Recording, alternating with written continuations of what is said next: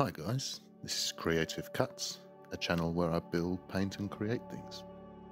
However, today I will be doing none of these.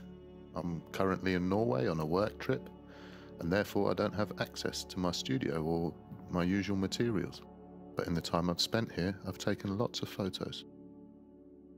And the more I explored this wonderful country, I realized that even if I can't build something, I can still work on my hobby by collecting lots of resource material, which has already inspired many ideas for when I get back to my studio.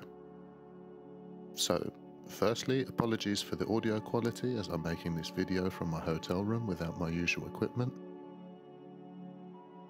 And secondly, on the surface, to some this video may just seem like a slideshow of my travels, but with a closer look I want to show you that even when you're not building things, there are still many ways that we can work on our hobby.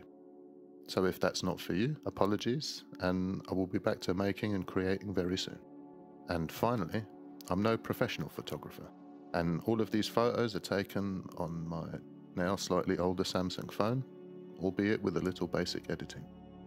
And so to begin, I take a trip back to my days at art school, where using first-hand resource material was highly encouraged. I know that sounds obvious, but if you're building a rusty pipe, then looking at images of rust and pipes will be really useful rather than just imagining what they might look like. Particularly if you're trying to recreate these with a degree of realism. Sure, we can all pull up an image from Google and use that as reference, and I regularly do. But going out and taking your own pictures and building up a reference library of your own not only can give you some really interesting shots, but more importantly encourages you to see the world differently. It encourages you to actually look and see for yourself. If you're familiar with my channel, then you will know that my builds are quite diverse, sometimes focusing on very natural elements, or at other times, looking at very fictional or urban or sci-fi inspired builds, usually because I'm building terrain for my games of Warhammer 40k.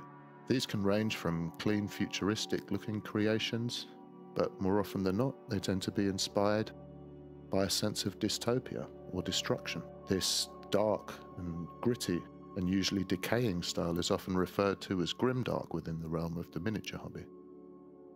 Whether in dioramas or building terrain for tabletop games, essentially we are reproducing aspects of real life or something grounded in reality and reproducing them in a miniature scale. Even futuristic sci-fi ideas are still rooted in some sense of reality or at least plausibility, to allow us to believe the illusion of scale. To look at the many colours that are actually involved in rust, for example, how it is not just one shade of brown or even orange, but how they interplay with the original colour underneath. The same can be said for grass or rocks. Grass is not just green and rocks are not just grey. Grass has so many different colours as the light struggles to get to the lower parts, and depending on the time of the year as the grass dies or loses moisture, it can yellow or even turn brown. Then, unless you're making a really even grass lawn similar to a pristine golf course, often in nature there will be many variations in grass and other weeds and plants dotted in between the various tufts of grass. So I encourage you all to think about the world around you and actually spend some time really looking at what makes up the things we like to build. I promise you that it will improve the way you think and go about your builds, as well as give you some really nice pictures that you can always refer back to for future builds. And lastly, I can highly recommend Norway as a travel destination. It's absolutely stunning.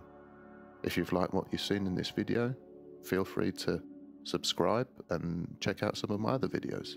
You can leave a comment below and maybe give it a like, and maybe share it with a friend who might find it interesting.